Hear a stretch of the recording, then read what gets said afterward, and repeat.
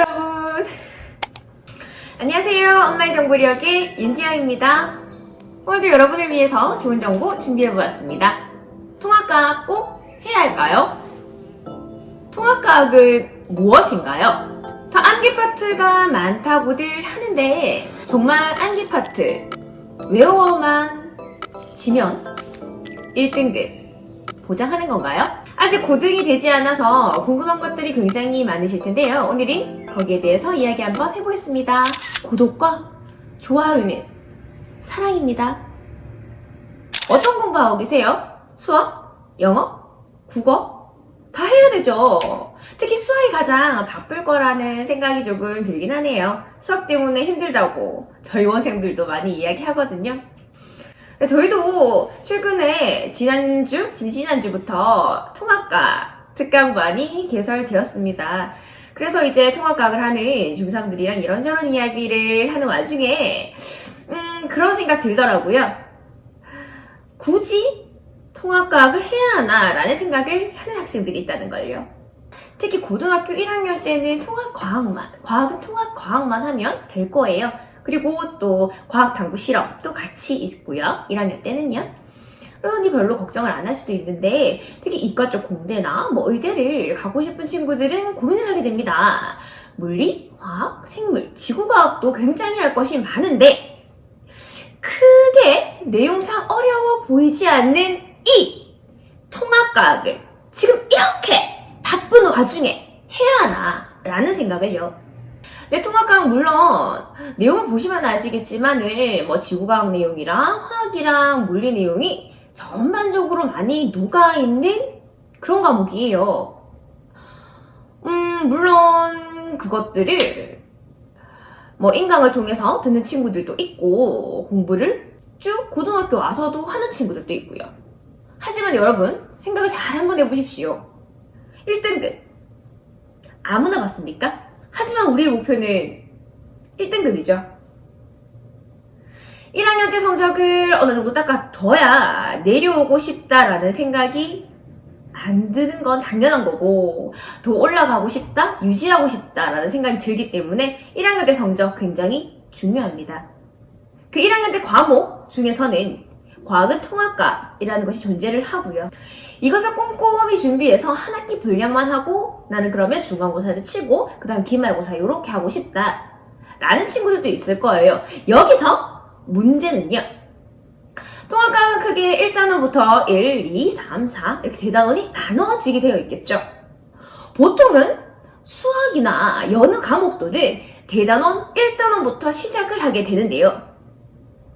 하지만 통합과학은 한 과목이 1년 동안 치러지고 그리고 학교에서 선생님이 실험 선생님을 비롯해서 대부분 3명에서 4명의 선생님이 파트를 나누어서 가르치게 됩니다.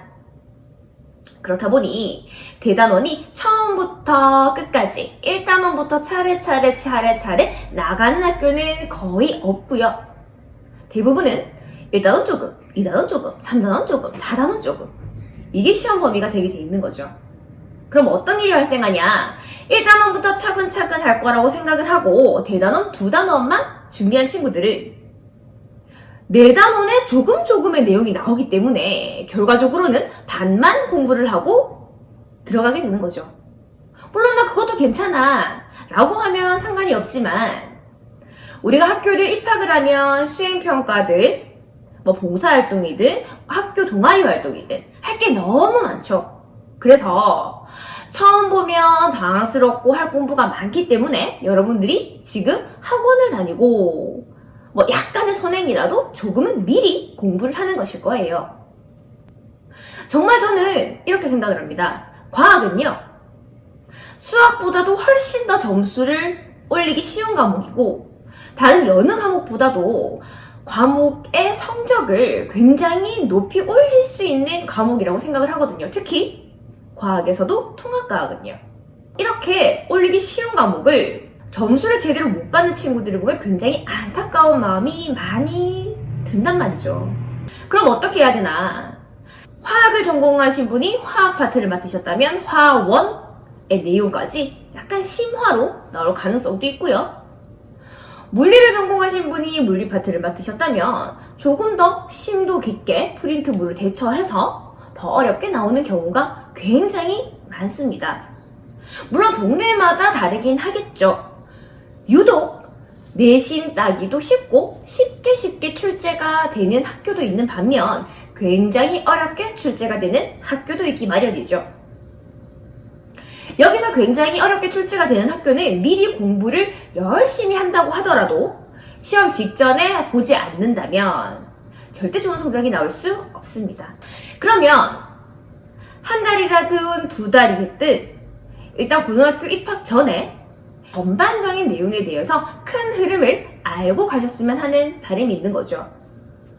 물론 혼자 공부하면 가장 좋은 방법이긴 하지만 멘토가 필요하죠.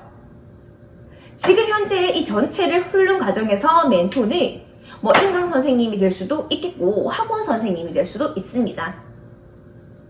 하지만 분명히 알아두셔야 될 거는 전반적인 흐름을 안다는 것이지 내가 고등학교 직접 올라가서 나의 성적과 직접 연결이 된다. 지금만 딱 보고 그때 보지 않아도 괜찮다라는 생각은 버리시는 게 올라가기 전에 한 번의 내용은 훑고 갈 것.